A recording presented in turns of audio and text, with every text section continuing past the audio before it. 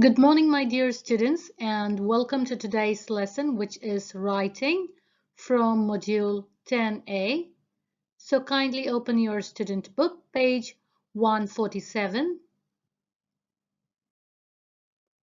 In today's lesson, we have three objectives. The first objective of today's lesson is to identify the type of writing after discussing two questions. Objective number 2, examine the structure of a memo. And our third objective for today's lesson is to analyze key features of a memo after reading it. So let's start our lesson for today. Dear students, I want you to think about answers to the following two questions.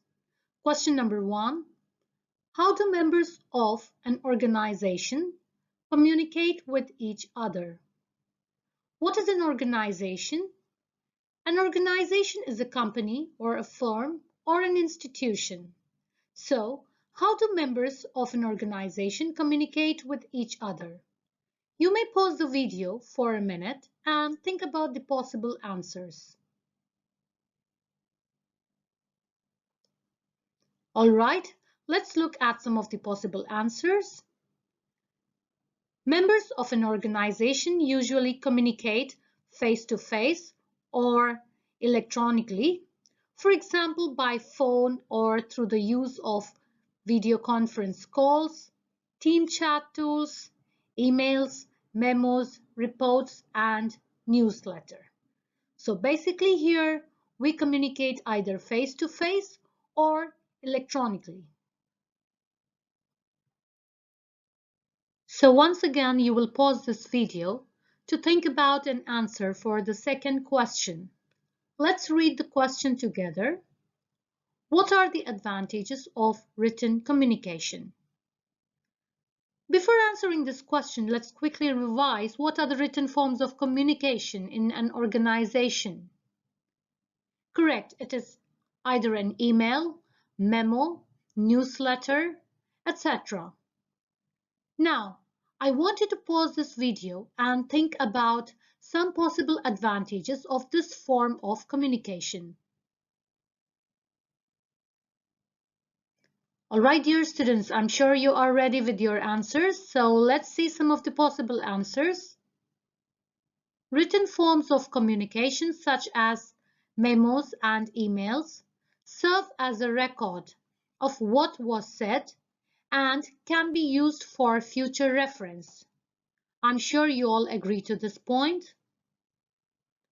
In addition, the content of a written message can be edited and revised to ensure that it is worded appropriately and gets the message across as effectively as possible. I'm sure, dear students, your answers are close to these. So by now, dear students, you must have figured out what our lesson today is going to be about. Correct. Today, our lesson is about writing a memo. Let's start with exercise B. I'm sure you are ready with your student book, page 147. As you can see, this is how a memo looks like. We start the memo with the following: to, from, date, and the subject. To whom you are addressing the memo, from the person who is writing this memo, date the memo is written, and the subject. Do you know what do you call this section? Correct, you call it as a heading. Now let's read the subject of today's memo. Response to Haiti earthquake. Alright, dear students, now moving on to exercise B, I want you to quickly read the memo below. And not only you will read the memo, after reading you will write a sentence in your own words describing the purpose of this memo. So let's read it together. We wish you to inform you that in response to Sunday's catastrophic earthquake in Haiti, What's the meaning of the word catastrophic? It means something that causes great damage or suffering. So, once again, we wish to inform you that in response to Sunday's catastrophic earthquake in Haiti, Action Assist will take part in disaster relief efforts. Disaster relief efforts, they helped rebuild an area after a disaster. We will be providing emergency supplies and ground support for the victims. What do you mean by victims? They are people who suffered from something. So in this case, they suffer from a catastrophic earthquake. Now let's move on to the second paragraph. This afternoon's meeting to discuss the annual charity dinner is postponed until further notice. Please note that there will be an emergency meeting tomorrow at 10 a.m. to discuss our involvement in relief efforts.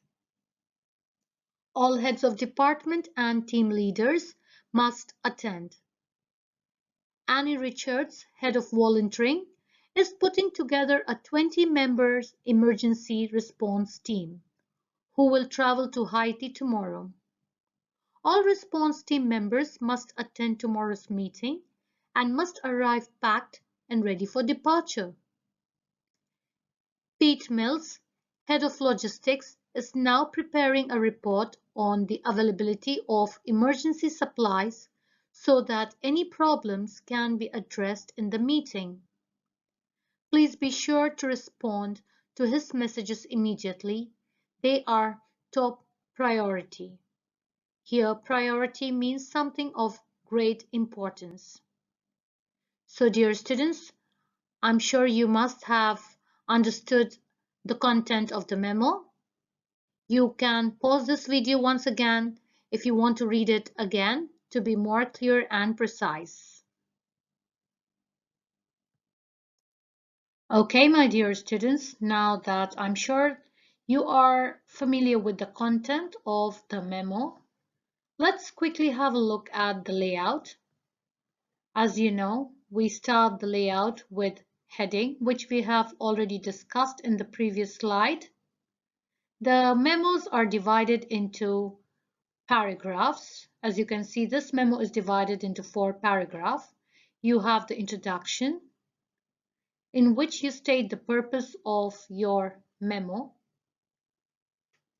Then you have the main body paragraphs, where you will provide all the relevant information about the subject. Usually there is no specific ending to the memo, but you can always end the memo with a firm call for an action. Like in this case, the writer says, please be sure to respond to his messages immediately. So it's a very firm or a strict call for an action. So this is how you see the layout of a memo. Now that you have read the memo, dear students, you will write the purpose of this memo in your own words. So you will pause the video and think about the answer and write down in your notebook.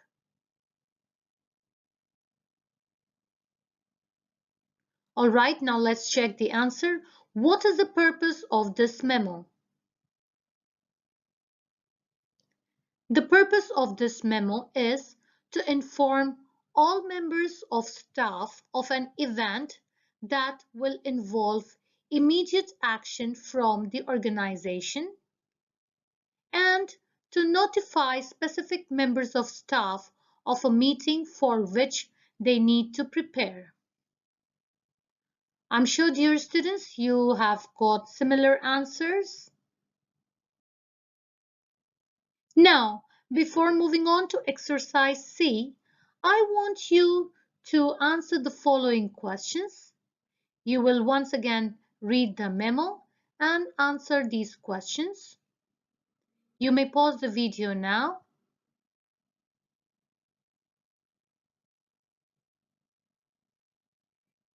All right, dear students, let's discuss the answers together. Who is the audience of this memo? That means who is going to read the memo? Correct. It's all members of staff. The memo is addressed to all the members. So as you can see here, memo is written to all the members in an organization. Next, what will be discussed in the emergency meeting? And the answer is the organization's involvement in relief efforts will be discussed in the emergency meeting. Who must attend this meeting? I'm sure you have got similar answers. All heads of department and team leaders, as well as response team members, must attend the meeting. So you have the heads of department, team leaders, and the response team members, and it is obligatory for them to attend the meeting. And the last question, what should the response team members do? This particular group, what is their duty? The response team members should attend the emergency meeting and arrive packed and ready for departure. I hope, dear students, you have got the correct answers. So now let's move on to exercise C. So my dear students, I want you to now read the following statements in exercise C. And after reading, you are going to tick those that apply to the memo that we read now. Let's read the statements together. The writer does not include his job title. The writer communicates information that is of immediate importance, that is of high priority, includes a signature ending, uses descriptive language like adjectives or adverbs, writes in a short and direct manner, identifies the topic of the memo in the heading, addresses people working for the same organization, and number 8, he uses informal or conversational language. I want you to pause this video and to tick those that apply to the memo. Please refer to the memo again for the correct answer. You may pause now. Well, dear students, I'm sure you are ready with your answers, so let's see which of the following applies to the memo. Number 1, the writer does not include his job title. Okay, so it does not apply. Communicates information that is of immediate importance. As you can see here, the writer has various information in his memo that is of top priority, so this point definitely applies to the memo. Includes a signature ending. There is no signature ending in the memo, and there is no greeting. Uses descriptive language. No, it does not apply to the memo anywhere. The writer writes in a short and direct manner. Does this apply? Yes. As you can see, most of the sentences here are precise and written directly. Number 6, he identifies the topic of the memo in the heading. Correct. And you can see here, the topic is there in the heading, response to Haiti earthquake. The writer addresses people working for the same organization, which also applies to the memo as he has addressed all the members of staff. And once again, the writer uses informal or conversational language.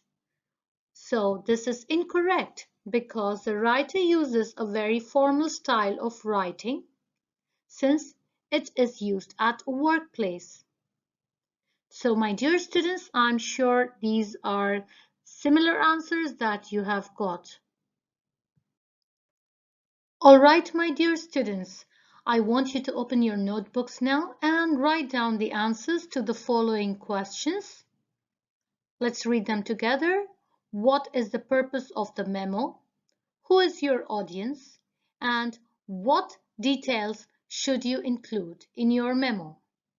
So think about the answers to these questions and write them down in your notebook. You will pause the video. You may pause now. All right, dear students, I'm sure you are ready with your answers. Please don't forget to get them checked by your respective English teachers. Now, it's time to wrap up the lesson for today. Okay, so let's answer these questions. What type of writing is today's lesson about? As we all know, today our lesson was about writing a memo. Where is a memo generally used? It is used for internal communication within an organization. How many paragraphs should be there in a memo? Basically, there should be 3 to 4 paragraphs: introduction, main part, and conclusion. What style is used when writing a memo? Correct. The answer is, while writing a memo, you should use formal style. Thank you very much, dear students, for watching this video. Goodbye and have a wonderful day.